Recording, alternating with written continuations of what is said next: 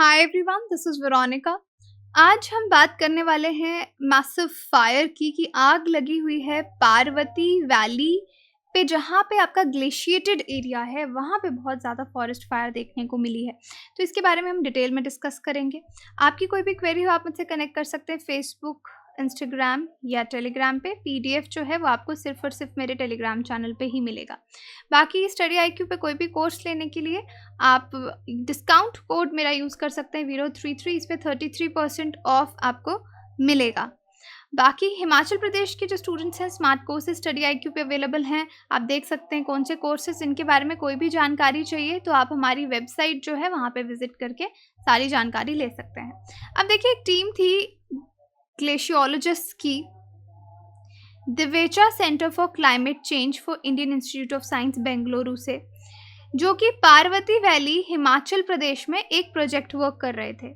अब वो काफ़ी अलार्म हो गए वहाँ पे जब उन्होंने ये मैसिव फॉरेस्ट फायर ट्यूसडे यानी 29 मार्च 2022 की बात हम कर रहे हैं, उन्होंने देखा, और वेडनेसडे 30 मार्च को देखा।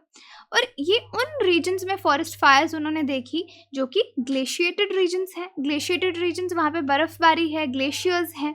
वहाँ पे उनका मानना है कि वहाँ जो यहाँ पे ग्लेशियोलॉजिस्ट की टीम थी कि उन्होंने अपने पूरे करियर में इस तरह इतने हाई ऑल्टीट्यूड पे इतना ज़्यादा फॉरेस्ट फायर जो है वो आज तक नहीं देखा है।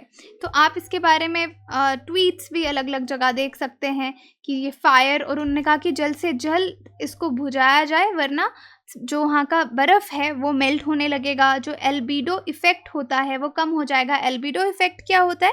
किसी भी सरफेस की इस तरह की एबिलिटी कि वो सनलाइट को रिफ्लेक्ट कर सके, यानी जो हीट सन से आ रही है उसको वापस रिफ्लेक्ट बैक करे। जो लाइट कलर्ड सरफेसेस होते हैं वो बहुत ही लार्ज पार्ट सन रेज का वापस एटमॉस्फेयर में भेज देते हैं, जिसको हम हाई एल्बिडो बोलते हैं। डार्क सरफेसेस एब्जॉर्ब कर लेते हैं, उनका लो एल्बिडो होता है। तो अदरवाइज उनका एल्बिडो जो है वो इफ़ेक्ट होगा। इस जो ये आग लगी है इसको जल्द से जल्द बुझाया जाना चाहिए, ऐसा उन्होंने कहा। तो यहाँ पे आप मैप हिमाचल प्रदेश का देख सकते हैं। ये www.mapsofIndia.com से हमने लिया है, और यहाँ पे आप देख सकते हैं, यहाँ पे पार्वती वैली, ये this region is your Parvati Valley. अब पहला सवाल है कि फॉरेस्ट फायर क्या होती है। जो भी जंगलों में आग लगती है, वाइल्ड फायर्स लगते हैं, अनकंट्रोल हो जाता है, जिससे प्लांट्स आपके जलते हैं, एनिमल्स को नुकसान होगा, ग्रासलैंड्स जलेंगे, ब्रशलैंड्स जलेंगे, और विंड की वजह से ये बहुत तेज़ी से फैलने भी लगती है। इससे काफ़ी ज़्यादा एयर पोल्यूशन होती है। तो यहाँ पे आप देख सकते हैं कि व्हाट इज़ फॉरेस्ट फायर और किस तरीके से इसके कॉन्सिक्वेंसेस हमको देखने को मिलते हैं। जनरली काफ़ी इन्फ्लेमेबल होती है, और क्लाइमेटिक चेंजेस की वजह से forest fire recently globally, India में तो बहुत सारे इंसिडेंट्स हमने देखे, फॉरेस्ट फायर पे बहुत सारे वीडियोस भी कवर की हैं, लेकिन ग्लोबली भी आपने फॉरेस्ट फायर के बहुत सारे इंसिडेंट्स रिसेंटली सुने होंगे, जैसे अमेजोन में सुना होगा।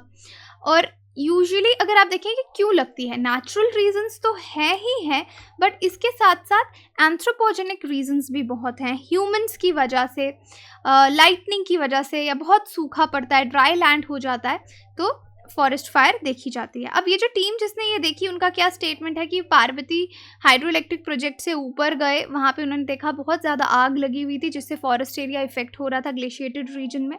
पार्वती वैली का आपको यहाँ पे फैक्ट बता दूँ, 279 ग्लेशियर्स हैं और 396 स्क्वायर किलोमीटर्स इनका टोटल ग्लेशिएटेड एरिया है।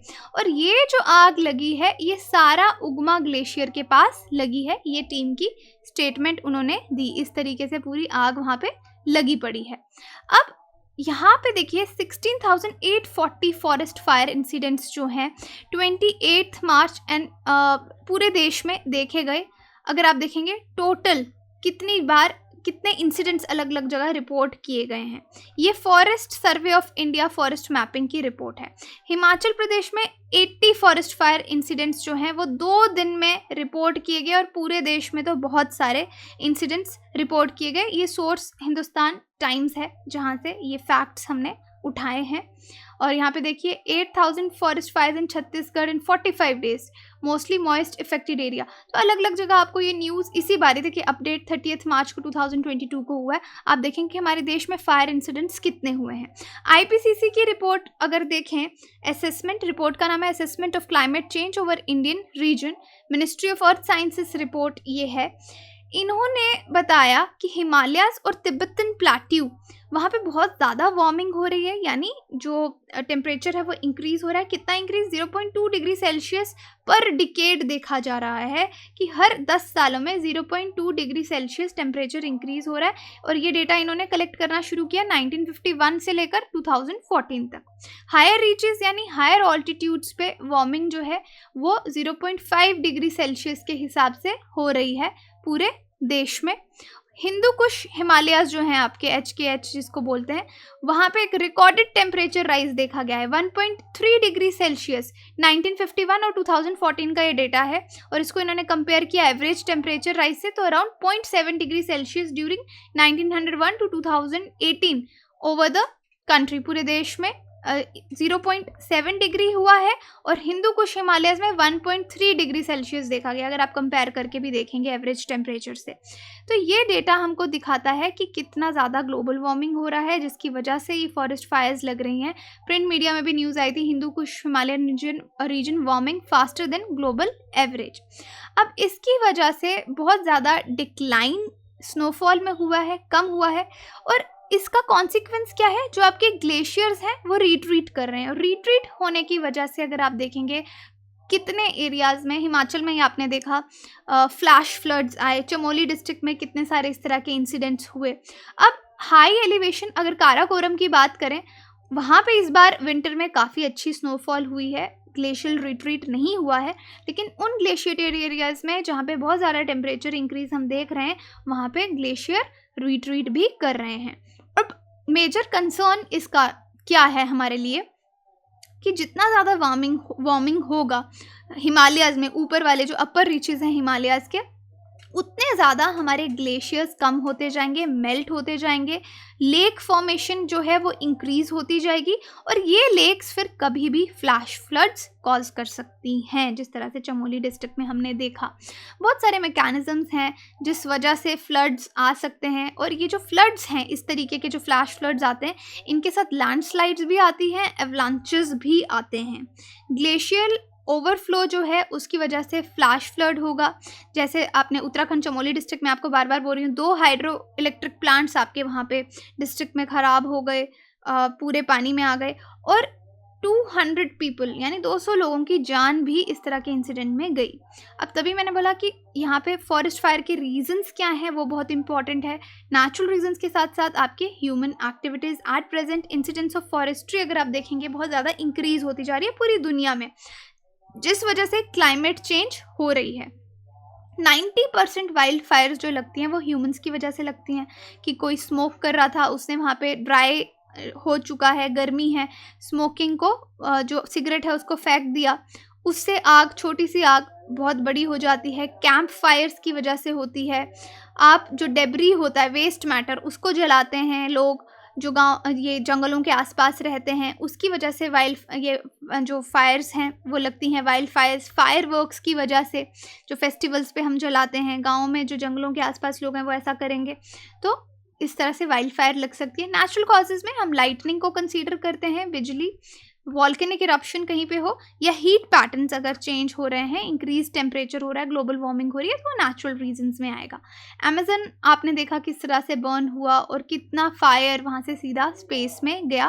पोल्यूशन, एयर पोल्यूशन अलग हो रही है, ब्राज़ीलियन के अमेजन फिर से जल रहे हैं, और ये एक साइकिल बन जाता है। क्लाइमेट चेंज हो रही है, टेम्परेचर इंक्रीज हो रहा है, बारिश कम हो रही है, ड्राई सीजन है, ज़्यादा इवेपोरेशन, ट्रांसपिरेशन हो रही है, और ज़्यादा फॉरेस्ट फायर लगेगी, और फिर ये कंट्रीब्यूट करेगी फिर से क्लाइमेट चेंज में, और ये एक विशियस साइकिल बन जाती है। इसका इफेक्ट इकोनॉमी, बहुत सारी फैमिलीज, कम्युनिटीज़ जो फॉरेस्ट पे डिपेंड करती हैं, एनिमल्स प्लांट्स को नुकसान होगा, कितना सारा सॉइल इरोजन आएगा, स्मोक पॉइजनस गैसेस एमिशंस जो हैं हवा में जाएंगी, हेल्थ इश्यूज होंगे, एयर पोल्यूशन होगा और एनिमल्स के हैबिटेट पूरे तरीके से तबाह होंगे। फिर वो सिटीज़ की तरफ आएंगे, हमको एनिमल ह्यूमन कन्फ्लिक्ट देखने को मिलेगा। अब देख रहे हैं यहाँ पे बोलते बोलते मैं आपको बहुत सारे पॉइंट्स यहाँ पे लिखवा रही हूँ जो कि आप लिख सकते हैं कि कॉन्सिक्वेंसेज इस चीज़ के क्या क्या हैं। तो आगे क्वेश्चंस डिस्कस करने से पहले मैं आपको बता दूं कि सभी एक्सपर्ट्स में अभी कंसेंसस तो बन चुका है कि ग्लेशियर्स जो हैं हिमालय के वो रिट्रीट कर रहे हैं, वो भी बहुत तेज़ी से। बहुत सारी स्टडीज़ हमको बता रही है वार्मिंग बहुत ज़्यादा हो रही है, लेक्स जो हैं कभी भी बर्स्ट होके फ्लड्स जो हैं वो कॉज कर सकती हैं। तो इस पे अब वर्क करना जो है वो बहुत इम्पॉर्टेंट है। खैर वो हम इन्वायरमेंट की हर एक अलग वीडियोस में डिस्कस करते रहते हैं कि किस तरह से क्लाइमेट चेंज को रोका जा सकता है। तो ये सब चीज़ें इंटीग्रेट होती हैं, जो हम अलग अलग वीडियोस में पढ़ते हैं उनको आप जोड़ के देखेंगे तो प्रॉब्लम एक ही है और सल्यूशंस आपको वहाँ से समझ आएंगे। क्वेश्चन है आपके लिए, which one of the following states has the highest percentage of area under forest? Himachal Pradesh, Assam, Arunachal Pradesh, Uttar Pradesh. आप मुझे कमेंट सेक्शन में बता सकते हैं या टेलीग्राम में बताइए। वहाँ पे पोल में पार्टिसिपेट करके आपको सही आंसर मालूम चल जाएगा। बाकी जो कोर्सेज हैं वो EMI पे भी अवेलेबल हैं। For that you can visit a website और download the application. Thank you so much.